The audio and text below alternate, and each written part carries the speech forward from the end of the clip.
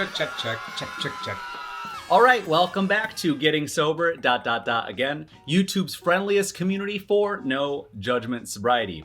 My name is Jay, and today we're going to talk about Blackout Wednesday and dealing with holiday temptations. But first, if you're looking to get sober, be sober, and stay sober, make sure to hit the subscribe button down below and give this video a big thumbs up before you forget. All right, let's get started. Pop quiz. What's the biggest night of drinking in the United States? Is it New Year's Eve, St. Patty's Day, 4th of July, or Thanksgiving Eve, aka Blackout Wednesday? The answer is Blackout Wednesday, which is today, technically tonight. The night before Thanksgiving, known as Drinksgiving or Blackout Wednesday, is a night when most people in the United States don't work on the following day, which is Thanksgiving Thursday, and can enjoy the luxury of a 4-day weekend to recover. A weekend full of family, food, friends, food, fun, food, and football has become the first drinking weekend of the holiday season, and unfortunately, a weekend normalizing hazardous drinking. We tend to show gratitude for all of our life's abundances, overindulge in binging on anything and everything that's put in front of our faces. In a recent poll from our live stream and chat every Friday and Sunday at 7 p.m. Eastern, we found out that 55% of our audience reported drinking so much the night before on past Thanksgivings that they didn't even want to participate in Thanksgiving itself. 70% of viewers reported that they felt guilty about potentially missing quality time with their families because they knew that they were going to be hungover. And those who reported drinking in years past, a whopping 80% said that they typically consumed 5 or more drinks on the holidays. Students coming home from college know too that this is going to be one of the last opportunities to party hard before it's time to buckle down and cram for their upcoming finals week. Hashtag Blackout Wednesday has become a recent trending hashtag on popular social media platforms like Twitter and Instagram. It's a modern day rally cry for young generations to coordinate the details of the who, what, when, where, and well understood why to congregate and overconsume large amounts of alcohol and promoting unhealthy and even dangerous levels of binge drinking. The Distilled Spirits Council of the United States notes that a quarter of the $49 billion a year distilled spirits industry's profits come from the month between Thanksgiving and the New Year.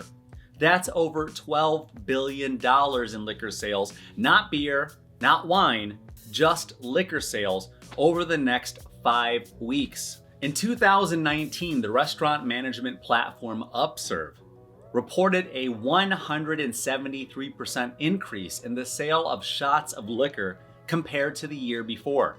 In some suburbs of Chicago, Blackout Wednesday can be a more popular party night than even New Year's Eve or St. Patrick's Day. In some cities, it's the worst drunk driving night of the year. And Mothers Against Drunk Driving reports that the Thanksgiving holiday is deadlier than Christmas. And with the pandemic and lockdowns affecting most bars and restaurants and nightclubs in 2020, this year, alcohol sales are expected to skyrocket since most states have eased COVID restrictions, leaving the opportunity for people to return to normal activities. And as we know, when the pendulum swings one way, it's bound to swing the opposite. When people are forced to give up their freedoms, they'll seemingly go out of their way to express them once the opportunity strikes. And regardless of whatever your beliefs are on COVID, just going by statistics alone in my state of Ohio, 84% of the COVID-related deaths have been people ages 60 or older. And with the recent spike of COVID cases being reported around the country, combine that with people recklessly going out to crowded bars the night before Thanksgiving, then going to see all their family members on Thanksgiving, this could be a very dangerous time of year for people young or old. This year is expected to be a record year for traveling. Nearly 50 million people traveled during the Thanksgiving holiday in the United States alone. The annual cost of alcohol-related crashes to society is over $132 billion. Police departments around the United States have also ramped up their DUI checkpoints over the past few years. Research shows that for every dollar invested in checkpoints, communities save between $6 and $23 in costs from alcohol-related crashes. We know that nearly 40% of our viewers didn't get to see their families at all last year. So whatever you do this year, please be safe and remember to make better decisions instead of worse decisions. Spend a little bit more time focusing on the road, on the traffic signals, on the cars around you, because we all know that with modern technology combined with drugs and alcohol, the roads can be a very scary place. Regardless of your previous holiday traditions, like having a glass of wine with Aunt Sally, cracking open a cold one with Dad, having a glass of scotch with Uncle Bill and Grandpa Ted, know that you may be the only person this year who's going to be a good influence on your family. 17% of our viewers reported that they still haven't told their family that they chose to be sober. And over 60% of people report that they have at least one family member that desperately needs to get sober. Do you know somebody that might need to get sober? And 52% of you said that you don't have a support system for your own sobriety. You could be the inspiration that they're looking for this holiday season. Be the change that you want to see in the world. Sobriety is bigger than you, and remember, your successes far outweigh your struggles. When I started this channel 3 years ago, I didn't have a support system. My partner at the time wasn't sober, my parents weren't sober, and my cat wasn't even sober. But my mission became to be the inspiration that I didn't have, and eventually I knew that I'd be surrounded by amazing people just like you, so that I didn't have to be so scared and unsure about my own sobriety journey.